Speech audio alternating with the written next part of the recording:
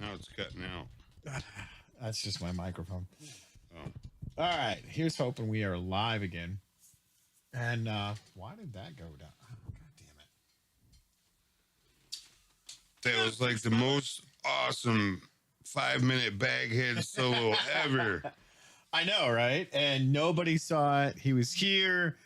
He was gone. And just, yeah. Everybody missed it. So. Oh, hey, look, we're live. How's it sounding? Everybody there?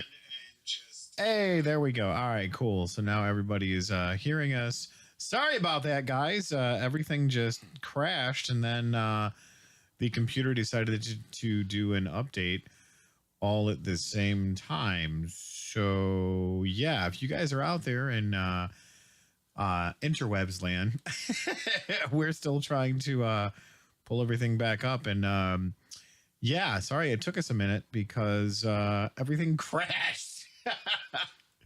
So here we are. I'm going to share the links out again. Hopefully everybody is seeing that now. Yeah, here we are, and we are back. So yeah, let's get back into it for a second. Hey, Jackalope Herdmaster says, "Hey, how about round 2? I'll buy that for $1." So yeah. We're gonna chit chat for a second, then we'll go back to some more guitar. So talk about the beast you got on your hip there, good sir. Where did you find that beautiful piece of metal and wood, and just holy cow? Well, I've been eyeballing mockingbirds for seemed like 10 years, and a brand new one was like almost $1,400. So it's like, yeah, we'll have to wait. That is a little pricey. And then I was looking around and like, oh man, found one used for just under 700. I'm like, got the New Jersey neck, so it's a little thicker. Got a nice contour, so my hand slides very nice. Yeah, but you got those big old banana hands. Extra lockdowns, fine tuners, whammy bar. Yeah. 6-way selector, active, passive, tap coils, reverse tap coil, and boost. Ta-da. And how long have you had that beautiful instrument? Oh, a couple years now.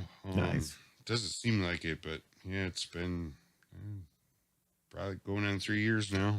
And playing that thing, it doesn't play like a BC Rich. It plays like a Jackson or a high performance machine. Because, damn, hearing you shred on that was just like, holy shit, bro.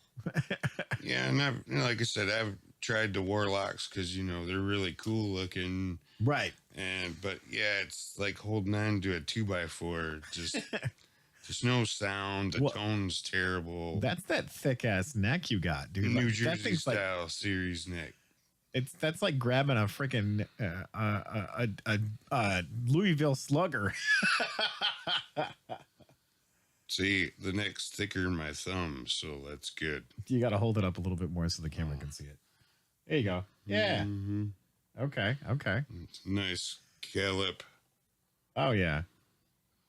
Because with a lot of the newer ones, for me, the necks are so thin I can't hardly even play this stupid thing. That's what I like about this. It's a nice thin neck. It's like, okay, here, I put my fingers up, one takes up, pretty much the whole fret. See? So, yeah, playing on a kid's guitar didn't really work. Well, I mean, you're like Steve Vai, dude. You got those big freaking hands like you can palm someone's face. He's got 3 more inches on his fingers, I swear. I met the man, shook his hand. It's like his fingers come out to here. I'm like, holy crap. You got to meet Steve Vai? Yeah, Detroit. No shit. When did you do that? Oh, man. I think in 91, Dream Theater opened up for him. Oh, so that was his Passion of Warfare album. No. White Snake? Yes. Yeah. Okay. Yeah, because he was bouncing back and forth between opening up for White Snake, doing some of his own stuff, and then going on and playing like a 2-hour set with White Snake. Oh man, I mean, the guy's played with practically everybody. Oh, dude, he's just like Dave Grohl. He's played with fucking everybody. Alice Cooper. Yep, I gotta have Steve Vai and Satriani playing this one song, and I'm like, that's awesome, right? Well, and I got to meet those guys. I got to meet Steve Vai during oh god, what was it? The original G3 tour. With Joe Satriani, Steve Vai, and Eric Johnson. Like that, holy cow, dude, that was one of the loudest yet most epic concerts I've ever seen. And then I got to meet Joe Satriani later on in St. Louis, Missouri. Never got the chance to meet Eric Johnson, which I was really bummed out about. But like that guy, he's the oldest out of all of them, and in my opinion, just has this incredible tone. But yeah, man. So what are some of your influences? You talk about these like 6-string shredders and whatnot. Who has influenced you as a musician? Well, I mean, gosh, I've been alive so long. There's so many different kinds of genres, and I mean, you know, Rick Nelson, Beach Boys, Gene and Dean, some Zeppelin, of course, Pink Floyd. You got some just crazy solos. You're listing all the amazing people that have come before us, brother. Like you know, yeah, watching Rudy Sarzo tear it up with White Snake was just like, oh man, that guy was amazing. Yeah. And I've been to so many concerts too, but watching Steve Vai standing up there in his shorts with a conductor's baton, leading the band, and then turning around and grabbing a guitar, shredding, then putting it back down and going back. I'm just going, I've never seen anything so just, it was amazing. He did that when I saw him for, oh God, what was it? Oh man, was it Sex and Religion? Yes, that was a great show. With fucking Devin Townsend, dude. Yeah. And that dude, he was taking the mic and shoving it down his pants and pulling out his pant leg and down the back of his shirt. He was all tied up in that thing. And I mean, he would literally squat down into the ground to get ready to do one of those screams. And oh man, it was like, I swear the glasses on the table were just about to that point where if he would have went and he pushed it any higher, he would have been breaking glasses, because it was amazing. Watching Devin Townsend perform with Steve Vai, holy shit, dude. There was nothing like it. And then to watch Devin Townsend go off and do his own thing with Strapping Young Lad and then the Devin Townsend projects. I don't know if you still follow Devin, but holy shit. He's got a podcast. He's doing all kinds of stuff. And I watched the interview with him and Steve Vai, and then he did one with Joe Satriani, and I'm just like, oh my God. Like, these guys are so fucking next level in their production, in their composition, in the way that these guys do it. I don't know whether it's just tenacity or whether it's the fact that these guys just have done it for so long. But when you hear them, they are so distinct. You know that when that music or that vocal comes on, you know it's them. There's no mistaking it. Well, yeah, and I mean, we've watched all them guys hire the same bass players, trade off on different tours. Billy Sheehan. And it's like, man, George Lynch, another one from back in the day. That, oh yeah, man, he's in the studio writing music and albums with other people. Again, he's collabing, and yeah. And man, that dude still got some chops. My girl just went and seen Jeff Tate at the Vault. He came into town and they did some crazy awesome shit. Like, I remember Jeff Tate when he was in Queensryche. I seen Queensryche live, and I was just like, holy shit, man, when the Empire record came out. We won tickets or something off the radio or whatever. I want to say it was the Saginaw Civic Center. Maybe it was another one. But anyways, They came there and they played, and like holy shit, blew the roof off the place, man. Yeah, I'm trying to remember who was the Laser Light Show when I saw. Oh yeah, that was in Flint, bro. All I can remember is the beginning of it. There's this big ear that come out on the screen, and then all these lights started flashing. Yes, dude. And I was like, wow. You know, and I think back then Fear Factory opened for everybody. Oh yeah, Fear and them Factory. guys just threw down. Didn't matter. It was good straight up metal. It was so freaking heavy. Well, speaking of that, why don't we get into another the backing track here, and hopefully it doesn't freeze up. Yeah. What do you say we give another shot at this, brother? Do a little tradesy soloings and improv and some stuff. All right, I'll try not to be as awesome as last time. Crash the system. Let's do it, brother. All right, here we go. We have the key of G minor.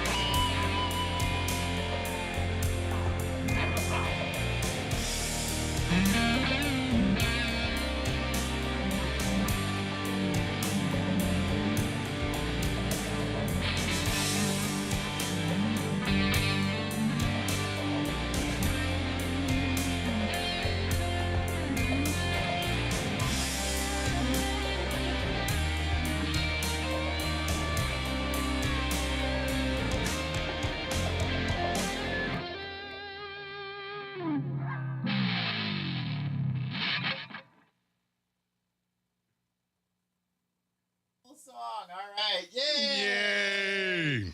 It didn't crash. All right, so we're going to switch back up. Four Keeps Gaming in the house. How's it going, brother? Thanks for tuning in on a Guitar Fridays. Let me get the camera back off Tim's dick, because I'm pretty sure most people don't want to see that. But here we go, man. I got to adjust my microphone. Good Lord. Yeah. Here we go. Yeah, man, that was I love that track. That was a good track, wasn't it? Nice and bluesy. Very nice. Yeah, so Four Keeps Gaming in the chat. Zombie! What's up, motherfuckers? He says in the chat. Yeah, you guys are just joining us. This is Guitar Fridays round 2, because the first one crashed too while we were, as Baghead said as he ran out of the studio, too much hot metal. Oh yeah. So yeah, it's bro, welcome to the studio again, man. Like this is your first time in the studio, isn't it? Yeah. Man, I've been here, helped you sort things out and plug stuff in and unplug it and plug it back in, and all that fun jazz. But yeah, I'm pretty excited. Louder on Guitar Fridays. It's like, dude, it's been a long time in the making, man. We've been working together for 3 years now. Has it been? yeah. Yeah, because I came over to your place because you're like, I don't understand any of this shit. Let me figure this out. And I just put a bag on my head, and I'm like, wait a minute. And then you have been running rampant with fucking Baghead, bro. Like, you were showing me some of the stuff, which, by the way, mad props to you. You got a video to go viral, man. Like, that's hard as fuck to do. Yeah, and I still don't know how I did it. But, and again, the whole Baghead thing, having fun, mocking people, blatantly mocking people. Yes. Calling them out. It's just, it was meant to be a joke, but people took it serious and liked it. No, it's like, man, I'm going on 2 years of doing Baghead videos. Yeah. Had to retire Baghead number 1, and because poor Baghead. Yeah. Did Plastic Pup get the Baghead funeral where he peed on the bags? Yes, and he peed on everything Plastic Pup did. He was so sad. Oh my God! So you still have Baghead 1? I'm assuming, like, in a scrapbook somewhere, correct? Yeah, somewhere. It's okay. It's in a safe place for now. For now, yeah, you definitely gonna want to keep that, man. That's some memorabilia there, brother. But yeah, I mean, it's like, doing the props and the little gag things, or even like my last episode, darn upside down, baby. That was really cool, man. I just turned it over like I was left-handed and sucked at playing, but it was still fun, and that was part of the joke. Was, yeah, look, I can still make noises regardless. I'm like, yep, I can't play the guitar backwards, upside down. This isn't as fun. Can't play the song backwards. And, oh man, just half the time I have no idea where these thoughts come from. It's just like, coming down, and then they leak into my ear, and then next thing you know, I'm like, are you in contact with the mothership or what, man? That could be part of it. I gotta say, that's the thing that I love about Baghead, is it's absolute nonsense. None of it makes sense, and the ridiculousness of it is fucking hilarious. Because I was showing you, we did a guitar lesson one day, and it was so funny. Like, I don't remember the guy's name, but I was like, look, dude, if this guy who has a head injury and is schizophrenic can have 50 squizillion different freaking views about how much he whooped Batman's ass. I whooped Batman's ass. I'm like, there is no excuse for any of us. And he made a career out of it. Like, he didn't have any fancy videos. He just had a placeholder picture for the whole fucking video and talked about whooping Batman's ass at McDonald's. And drawings. and drawings. He had his drawings because he loves Chicago. Exactly. And that's the thing. It's like Chicago's my home. you didn't have to go through and make any sort of sense. He just created it. And that's the thing that I love about Baghead is you're creating. Like, fuck the haters, man. You're doing something that nobody else is doing. Or maybe they are doing, but they're not having as much fun as you are doing it. Oh, no. I mean, even if I give you my private banana phone number, you're never going to have as much fun as Baghead. Baghead. But that's and here's the thing, outside of Baghead, you're also writing musical creations every single day and composing and taking all of the stuff that you've done through the course of you being a musician, and now even more so being a student of the Scala, learning all of the stuff that you were doing that has a note, it has a name, it has a place from a music theory standpoint. You're like, I don't fucking understand it. I don't understand what a flat or sharp means. But now you're putting those pieces together and you're like, oh, that's what that is. And the brilliant part about it is for a while there, you were putting all of this stuff because you're like, oh, mommy, no teacher made me practice. And you'd take what we did in the lesson that day and then you put a video out there and I'm like, that is fucking ballsy. And you were learning live in front of everybody. Like, that was cool, man. And that's, half the fun of it too is, most of my stuff, I'm not recording it and pre-recording it, then editing and doing it. No, it's just like here. Right. You and I didn't practice any of these backing tracks. It was it's all live. See what the mad scientists can come up with today.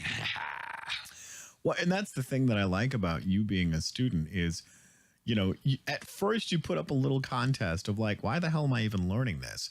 And then when you started to wrap your head around, you're like, okay, I need more. Give me more so I can apply everything that I was doing. And I went, okay, cool. And I did what? A year and a half of lessons with you? About that. Yeah.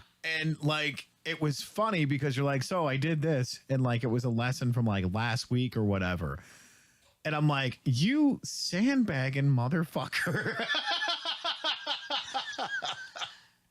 Because you'd have this whole composition with 2, sometimes 3 different guitar parts, a bass part that you had written on the guitar. And then you had the drums and like the ambient stuff or whatever that you were adding to the track. And it was this whole composition. I'm just like, you sandbagging motherfucker. I don't know what I'm doing. Yeah, you lying ass motherfucker. Well, I mean, that was part of it too, was, learning how to use studio equipment. Yeah. Just being able to record a decent recording has been, well, this is so much fun because, it's hard to think about when I'm playing as a rhythm and then, oh, wait, now I got to play lead. And then what were my words? And it's like, oh, yeah, you were singing on top of all of this. And I'm like, this is so much fun because now I can concentrate on each part. Right. And then blend them together and magic. I mean, and it's not me. It's just, God gave me a gift and I try to share it. But you're a business partner, man. You got to put the application to it, bro.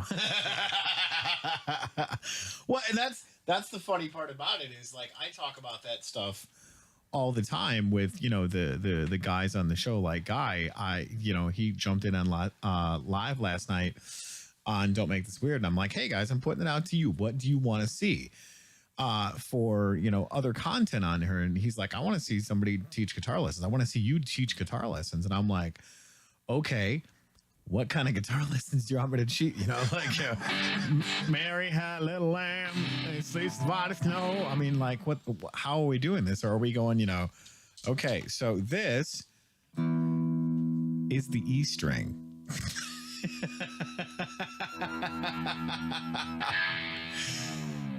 If you could remember Eddie's Awful Dog's Gonna Bite Everyone, that's the name of the strings. You take the first letter of every word. Everyone. Yes, Eddie's Awful Dog's Gonna Bite Everyone. So EADGBE.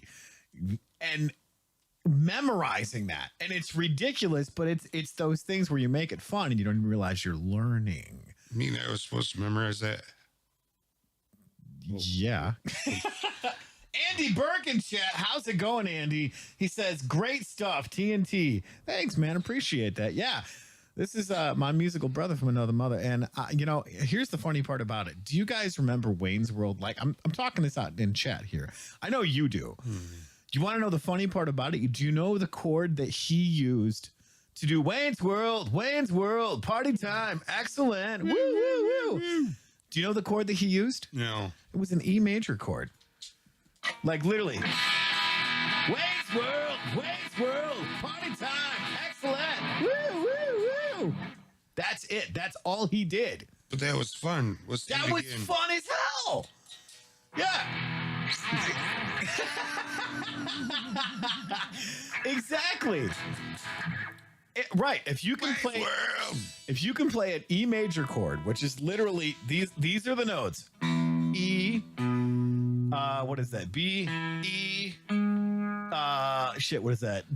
G sharp, B, and E. Those are the notes. The open G chord or open E chord, and just add distortion to it. There's the Wayne's World intro, and then just to kind of some fancy shit up here that they don't even know what they're doing. That's the funny part about it. Right. They're just making noise on the guitar because it's a fucking guitar. Yes. And that's the thing, man. Like, fucking Eddie Van Halen, dude.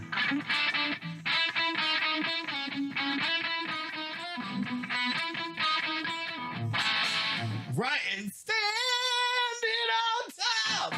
I mean, you're making noise on the guitar because it's a fucking guitar, man.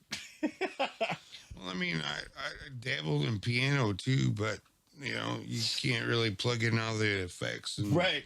The piano doesn't have a whammy bar. Coach's Magic says, I want to hear you jam, bust out a riff, Tim, and let Tony rip into it. All right, let's do it, man. Let's rip into a jam here. Go ahead and start something, and I'll do my best to. So he wants just like a metal rhythm to get it started. Just whatever, man. Play something, and I'll rip into it. All right, here we go, Coach.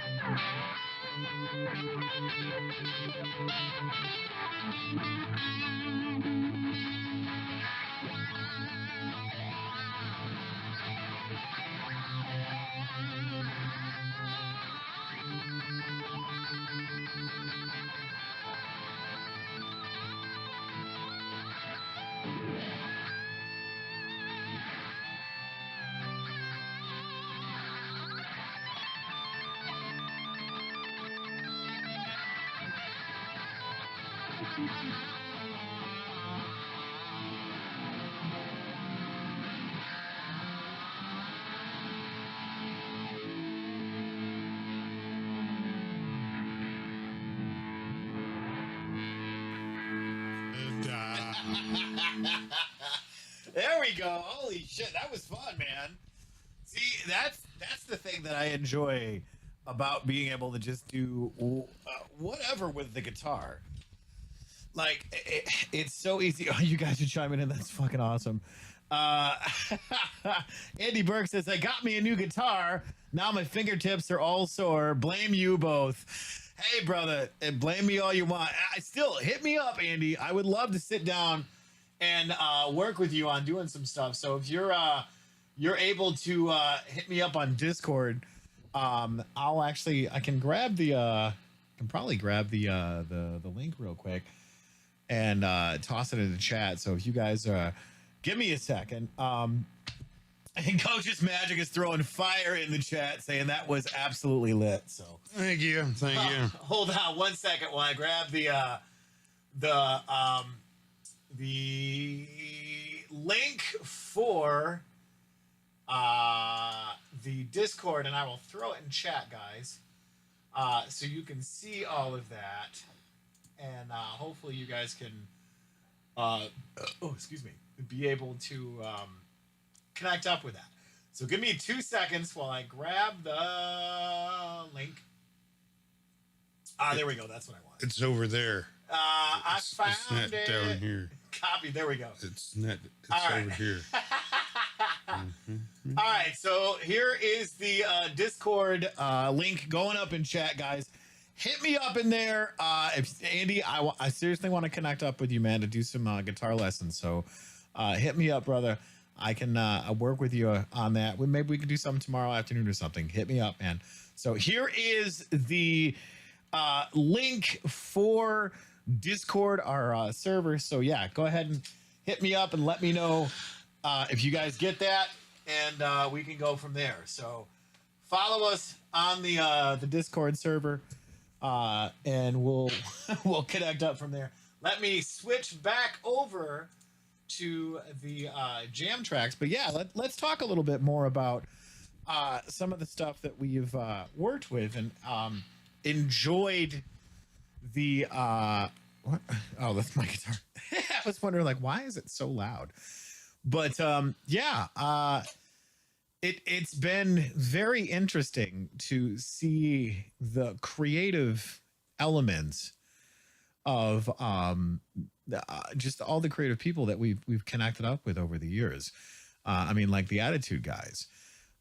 Jay, he's an incredible writer. How Jay puts together the video edits. I mean, I guess that's why he's called Editor Jay, but I mean, how he takes the stupid shit that we record and send to him and go, yeah, and he makes it look like we know what the fuck we're doing. Right. None of us do. And Jay's like, yeah, I can work with that. And I'm like, does he have like slight brain damage or something? Because I'm like, how can you make that a thing, bro? Like, how do you do your process, man? It's pretty simple, isn't it? For the most part, I mean, I'm a drummer guy. If there's a drum beat, I can figure out something to play with it. Now, did you practice to a metronome at all? Oh, God, no. I hate the metronome.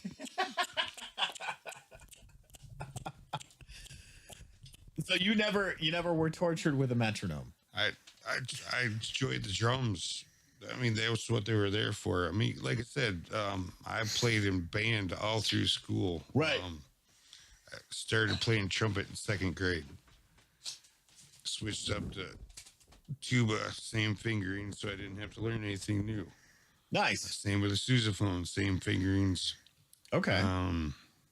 Baritone, same fingerings. Didn't have to learn anything new. Can play all these same instruments because. So you were the dreaded band geek like myself. Well, again, that's how I learned was there was other people, so you had to follow along with, and there were certain key parts, Yeah. different groups. And, sometimes I get a little bummed out because I got the B chair instead of the A chair.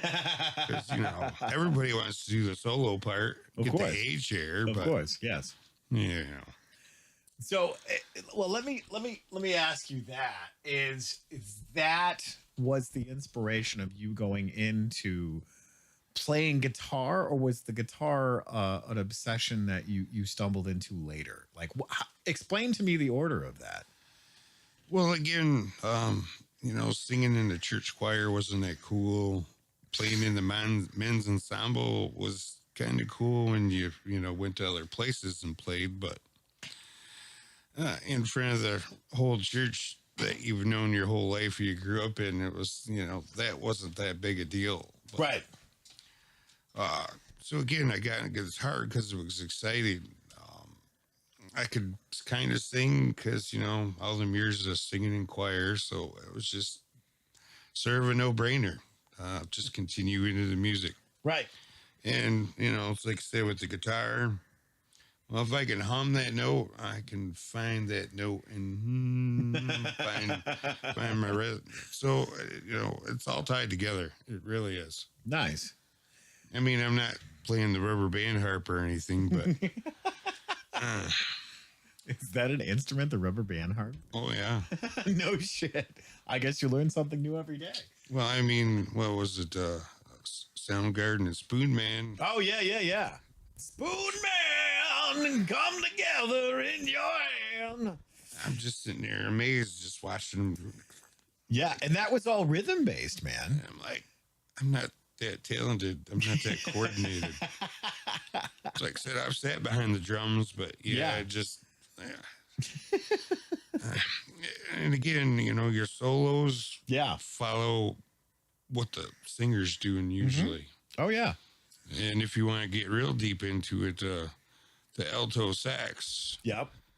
You grab the guitar and you can play right along with the saxophone player. Yeah, because that's a lead instrument. Like what you do with that is you can't help but run with it. It's a melody instrument. It's a lead instrument. And then, us being the youngsters, we were exposed to the dreaded first boy bands. Oh, God. And I'm just like, I know I can do better music than that. Right. So I am. And I'm having a blast doing it. Yeah, you're creating your whole entire, like, you're literally creating that lo-fi genre of doing everything yourself. You're doing the production stuff. You're doing the videos now, which is so cool to see. Like, when you dropped your first video, I immediately called you, went, that's fucking brilliant. Do more of that. And so many people, like, I'm waiting for people to comment on this shit because I'm just like, dude, yes, this is the thing. Do this thing because this is fucking brilliant. Like, and it was great because when you signed off on the song and you went ta-da, like you normally do, you tilted the picture right when you did that, and I'm like, oh my fucking God, this man is a goddamn genius. How do you not like that's the end of the video. There's no continuing after that. Exactly. It was great. And I'm like, Tim, fuck the haters, bro. Do what you got to do. That shit was absolutely epic. And it's weird too being in music. I mean, a lot of musicians are stuck up. Oh God, in so many ways. Or they only play covers. And it's like, man, I did that in band growing up, learning somebody else's songs. How many times do you want to play fucking Rockin' Robin on the tuba? Right.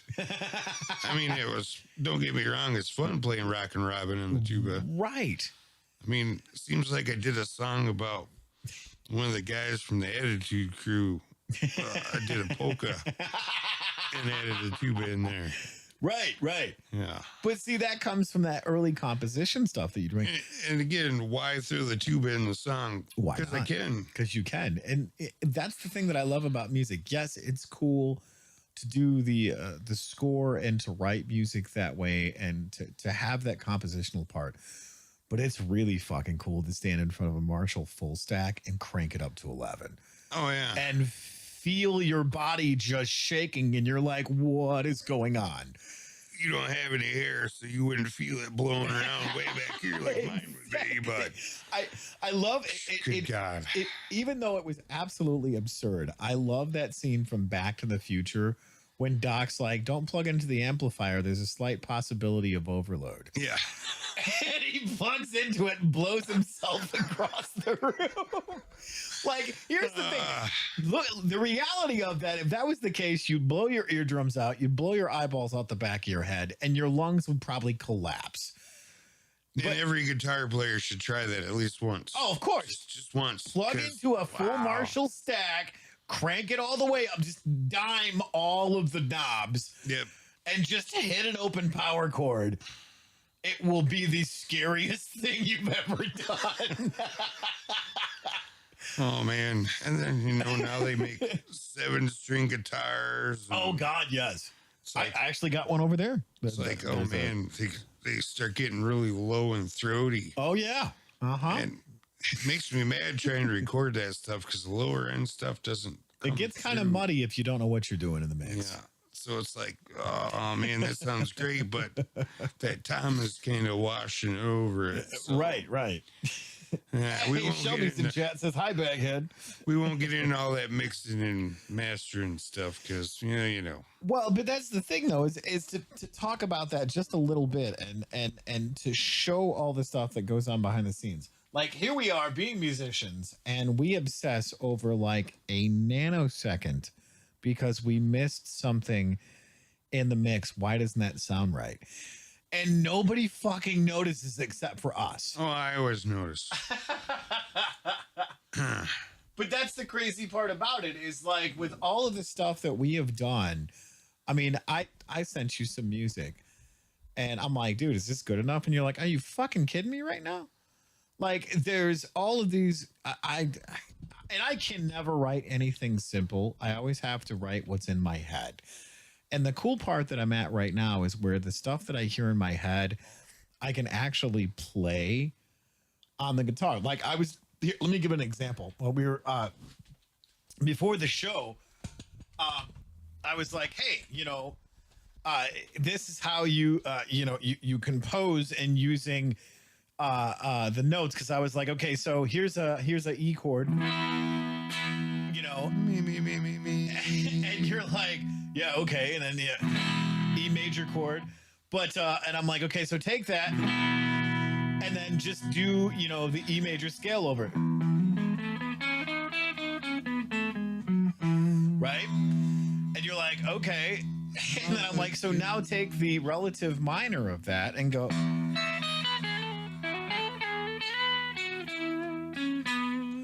Go Don't talk to me before I had my morning coffee.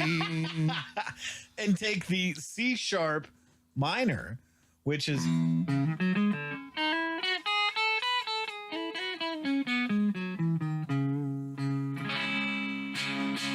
all the same 2 notes. creams and 1 sugar. Right. So, and you're like, I fucking hate you. And I'm like, what? And you're like, you made that sound like actual music. And I'm like, well, it is. And I'm just Major, playing, minor, natural, sharp, flat. right.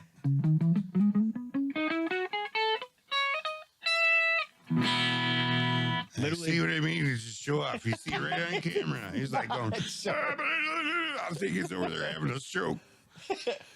All knobs set to 11. Exactly, Andy. Yeah. That's what we're talking about. Spinal Tap, baby. Spinal Tap, yeah, exactly. RMs go to 11. If you've not watched that, watch it. It's great. But no, that's the thing is that it okay, here's the thing. Just so we all have a level playing field. We all suck compared to Bach. Okay? Yeah. Let's start there. We all suck compared to Bach. Now, I guarantee if Bach had a Marshall stack and plugged into a 6-string guitar, he would probably play the most face melting, crazy shit. Now, if you want an introduction to Bach on the guitar, look up anything Jason Becker did. Well, I mean, Holy fuck, Jason Becker was amazing. what do we get there in Bill and Ted's Excellent Adventure Yeah. at the strip mall, Yes. the music store? That Yes. stuff was awesome. Yeah, exactly. Like the fact that, you got Steve Vai and you've got, because Steve Vai did, I think, almost all of the whittly, whittly, whittly, whittly, whittly. But then you got Jason Becker, you've got all of these like absolute shred masters on guitar all through the course of that movie. And I was like, holy fuck, man. Like, I want to be like that when I grow up one day. I may be dumber than a bag of punched assholes, but I want to be able to play guitar. And it's crazy because here I am, I started playing guitar when I was 14 and I'm 47 now. So math, you don't have to be smart. What shot? You said what? You should actually build them back to the future amp. Oh yeah, I would love to build that, but I'd probably electrocute myself because I constantly grab the wrong end of the soldering iron. Yeah. But see, that's the best part about that is that you don't have to be smart. You don't have to be pretty. If you can play guitar, that's saying something, man. I mean, look at every single guitar player through the course of history of the electric guitar. Shit, the acoustic guitar. Robert Johnson, man. Andre Segovia. Right. You have not watched an acoustic guitar performance unless you've watched Andre Segovia. That guy would just, Yeah. like, Friggin' how can Django Reinhardt. how can the 2 song fingers. literally make you almost have an orgasm because it's just played so beautiful and Yes. it aligns itself with your soul. It does, man. And that's living. When you see that stuff live, like a classical guitar performance, holy shit, bro. One of the musicians that I love, who is an incredible musician, was Victor Borga. Victor Borga. He did just like he played all these classical pieces, but he added comedy to it. It was very intelligent comedy, but it was so fucking funny. Like, look that up. It was inflationary punctuation or some shit like that. He did this skit. It's on YouTube. It's fucking hilarious. But there's this whole video of him literally sitting in front of a piano playing, and he'll do like an aria or oh God, what the hell is it called? An opera. And he'll start playing the piano, and out will come the opera singer. And she starts singing, and he like freaks the hell out. He's like, "What the hell are you doing?" It's funny as shit, dude. Because she's like, "Ooh," and he's like, "What the?" And this dude was doing this shit back in like 40s, 50s, and 60s. Like this guy was incredible. And I love that intelligent music humor. When you're really good at something, like Jason Becker, he would get pissed off because he would fuck up tossing the yo-yo. But yet this hand was just doing the craziest shit that you've ever seen. Oh yeah.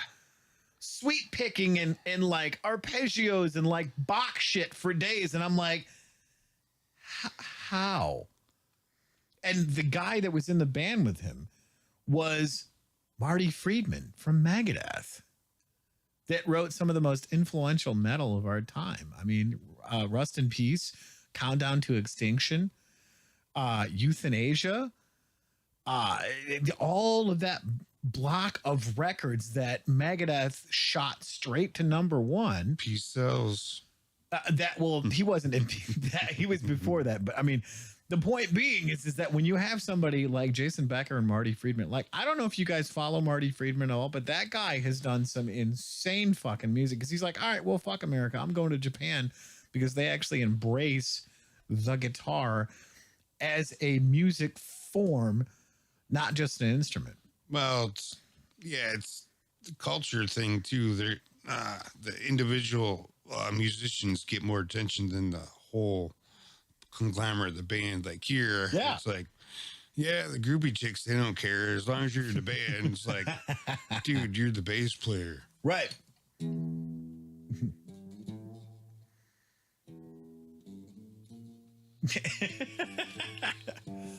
Oh, we got chat lighting up. Andy Burke says Jason Becker, it was awesome. Racer X and Paul Gilbert, yes, Yeah. are faves of mine too. And John says Steve Vai versus Ralph Macchio. One of the best versions of a head cotton duel you'll ever have in the course of music history was Crossroads. And I'm not talking about the stupid Britney Spears movie. No. I'm talking about Steve Vai, Ralph Macchio going down to the Swamp Bayou, playing for your soul to get it back from the devil because you made a deal with the devil and it didn't work out that great. Well, you know, you got to be a blues man. Oh, of course, man. And like, you know, it was great watching him do that crazy shit, just like. And, you know, he's doing the shit with a slide, but like, you know.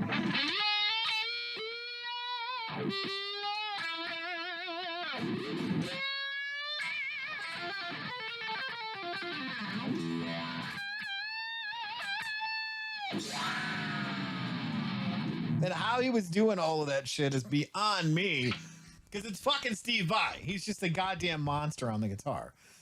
But seeing that shit, it inspired you to pick your guitar up and go fucking play. Like, what the hell did he do? How did he do that? How did he get that noise out of that thing that was built of metal and strings and wood and plastic and whatever it is? Like, how did he do that? Shh, it's a secret. But that's the thing. It's like you and guys like me obsessed over that. And we went, okay, I'm going to go figure that out. And, you know, here we are years later. We still don't know what the fuck he did. I mean, But we're trying our best to hammer away at that. the audience is listening. He's got the guitar. Yeah. And it just, and I'm just going, that was nuts. Oh, yeah. Nobody was doing that stuff back then. No. I Well, mean- the shit that he did for Yankee Rose. Oh, And he was man. talking with the guitar. Like, you want to hear the coolest intro ever? Go listen to Yankee Rose by David Lee Roth. Hey, David, what you want? What's going on? Let me roll over to the sidewalk and take a look. Whoa. Yeah, good stuff That there. that is one of the things that I did figure out how to do. That. Oh, yeah, naturally. But yeah, just like that. Dude, the 80s were that musical acrobatic shit that not only did you have to play guitar really fucking well, but you had to dance around on stage like an absolute idiot and give a show because people were there to see a performance. And then on top of that, you had to shred. And like coming out of that, like I grew up on the 60s and 70s stuff. Like Hendrix, man, Hendrix leveled me the first time I heard Hendrix. But then coming through the 70s with like Black Sabbath, Led Zeppelin, Aerosmith, Deep Purple, like holy shit. And then the British Invasion with like Motorhead and Judas Priest and Iron Maiden. And then the Metallicas and the Megadeths and the Slayers and the Anthrax, like holy shit, what is all of this, man? And then seeing the virtuoso stuff with like Yngwie Malmsteen and Joe Satriani and like oh god, what was it? Vinnie Moore doing all of that crazy shit, and you're like, who the hell is these guys? And then Steve Vai coming out, and you're seeing like Eric Johnson, Stevie Ray Vaughan took the blues guitar of what all of these guys were doing back in the 40s, 50s, 60s, and 70s, and went, watch this shit. And come up with shit like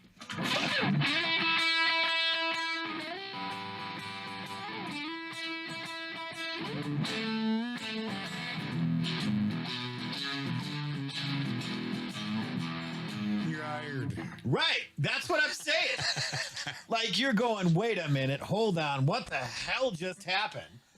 And he ripped into this stuff like it was nobody's business, and you're like, my mind just got blown. And then watching him sit with the giant Albert King and play shit like fucking.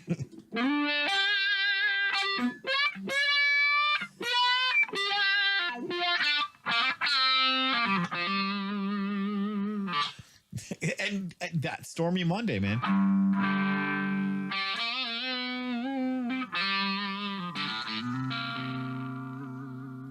I mean, you go watch that video. That's holy shit. Like, so much of this stuff has influenced me over the years. And I remember watching this shit on PBS, bro.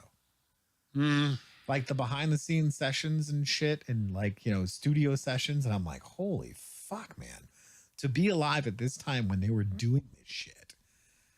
And, you know, watching Stevie Ray Vaughan at Carnegie Hall. Like, holy fuck, dude. What you got going on? Beck versus Clapton, I think either Live Aid or on the Amnesty International concert in the 70s. Oh, God, dude, yes. I think Chuck Berry was a few years ahead of his time as well. Dude, I got to meet Chuck Berry at Blueberry Hill when I lived in St. Louis, Missouri. And my dickhead bandmates didn't even tell me he was the bar owner until I met the guy. I'm like, wow. And here's the thing. Do you know the first fucking song I learned? And I'm probably going to butcher it now that I'm saying it. Was the first fucking song I learned was...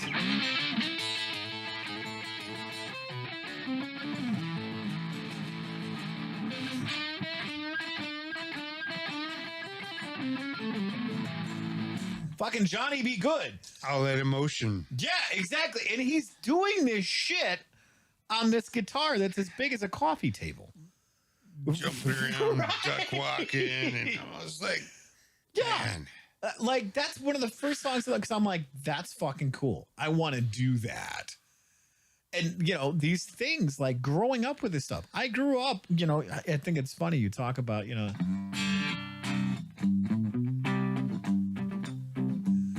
the cowboy chord shit, man. I got me a pony. Right. Like, and no, not throwing shade. Johnny Cash is one of the most badass songwriters ever. I love it. But growing up on that, I hear that train a-coming. It's rolling around the bend. I ain't seen the sunshine since I don't know when. I'm stuck in Folsom. I mean, come on, man. You got an acoustic guitar, and he's literally just... If you can do that... Riders in the Storm. Right. Right. So, yeah, let's... You know what? Best Guitar Friday ever. Thanks, man. I appreciate that. Speaking of that, we should probably get into another jam track here. You want to do Oh, man. Let's do another jam track. Do a backing track, or do you want to do another freestyle? Do you want... What do you... we'll put it out the chat. Chat, what do you want to do? Do you want us to do a backing track, or you want us to do a freestyle here? Because... you guys are actually guys are blowing it up in the chat tonight. We appreciate that so much. And by the way, go over to Baghead Louder Louder on all the socials, Instagram, YouTube, Facebook, TikTok. What's the other one? OnlyFans. Instagram. Yeah, go check that out, guys. Go give Tim some love on his page. Where he was like, hey, man, what are you doing for Guitar Fridays? I'm like, well, hopefully having you to come over and hang with us, man. Freestyle. They want freestyle all the way. So you want to do some freestyle, bro? All right. So do I clean? Or yeah, let's do some clean shit, man. Let's do some clean shit. All right, here we go, guys. Doing some freestyle open jam stuff.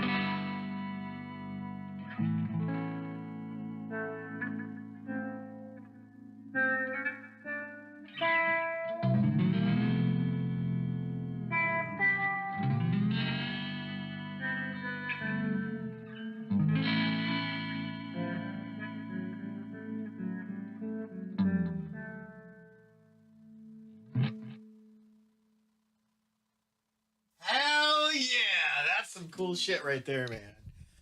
See that, we could get lost in that for hours and hours and hours, man. And it's not that hard, No, but it's not. I get those feelings running, just them feelings running wild. Yeah, well, I mean, that's the thing, is music speaks when words can't.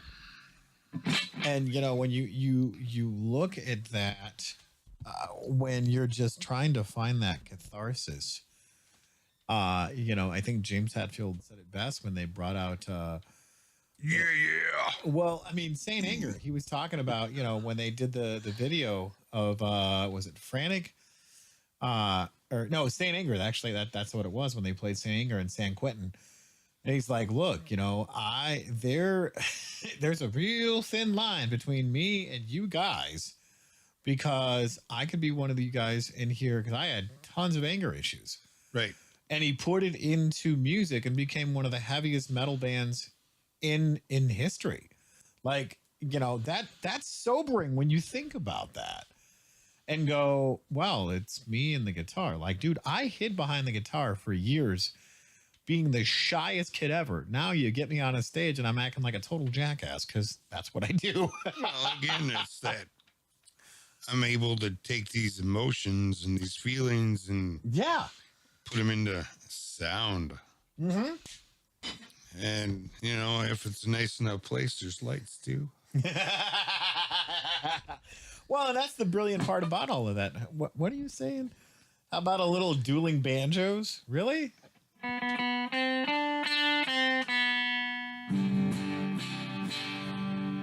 There you go.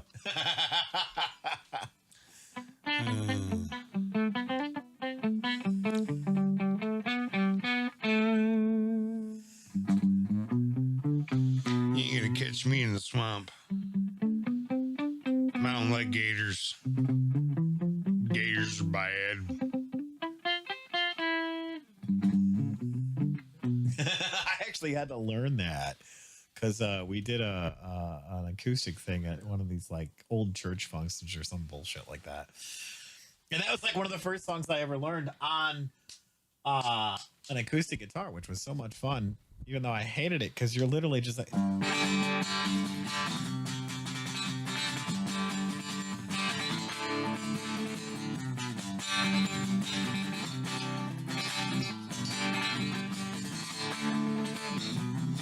Makes me want to play the whiskey jug.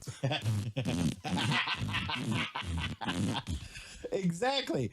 Well, and I mean, that's the funny part about all of that, is Led Zeppelin did a song called Hot Dog. If you guys get the chance to check that out, it's that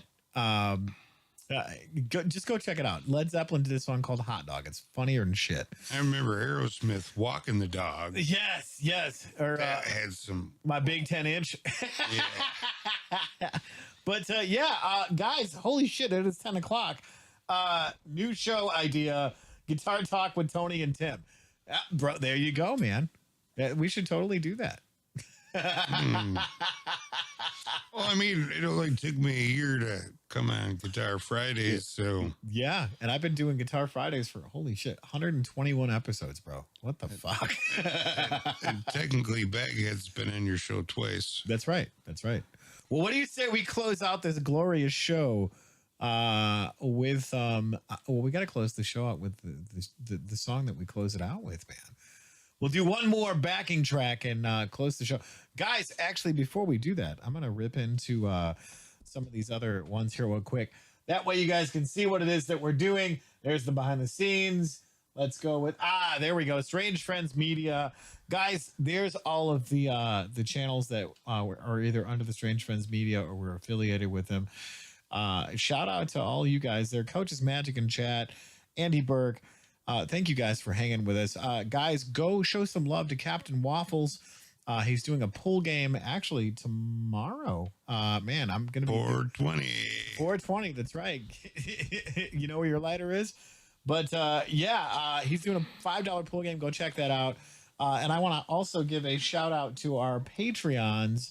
The Weirdos, Editor J, Mr. Guy, the Deckheads, Big Box Dave. Oh, I didn't update it. And I got a load of page. Sorry, I got a load of page. And then, of course, as usual, I don't have any groupies. But Well, if you put the potato in the front of your pants instead of the back, you might attract some more females. I've been doing it wrong for 33 years. Yes, the lump goes up front. Fuck, nobody told me this. If they see your muscle bulge. So yeah, let me pull this track up while we get some more stuff going on, and then we will close the show out and say adios to episode 121 of Guitar Friday. So talk amongst yourselves while I pull this track up. Well, thanks for letting me be on here. This has been an absolute blast. And yep, if you don't know me, I'm louder. And this one's in the key of the end. This one is in the key. I got my lighter. I'm ready, Willie. This one's in the key of G. So it's either G major or E minor. Those of you who are playing along for the home game. But we're gonna get into this real quick, guys. Thank you so much. If you stuck around this long, hey, hit that like button, hit the subscribe. Make sure you check the notifications. So when we go live, you can check all of this stuff out, which we appreciate you guys hanging out with us. Loud Love Brother, thank you so much for coming on the show. I appreciate it. Are you going to come back? Oh, probably. Oh, just probably. I mean, unless Andy Burke says I can't. Well, I mean, Andy, can Louder come back? We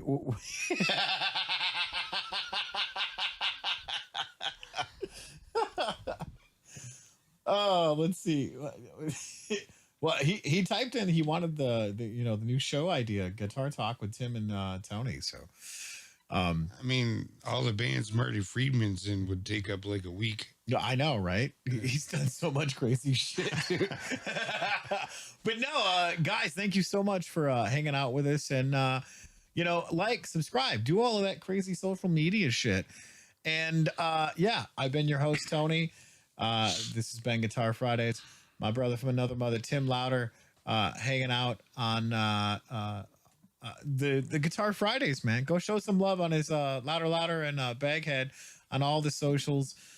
Go check them out, guys. And thanks so much for hanging out with us. And remember, be kind, because you don't know where that other person's been. See you guys next Guitar Fridays. Out with a bang. Out with a bang. Here we go.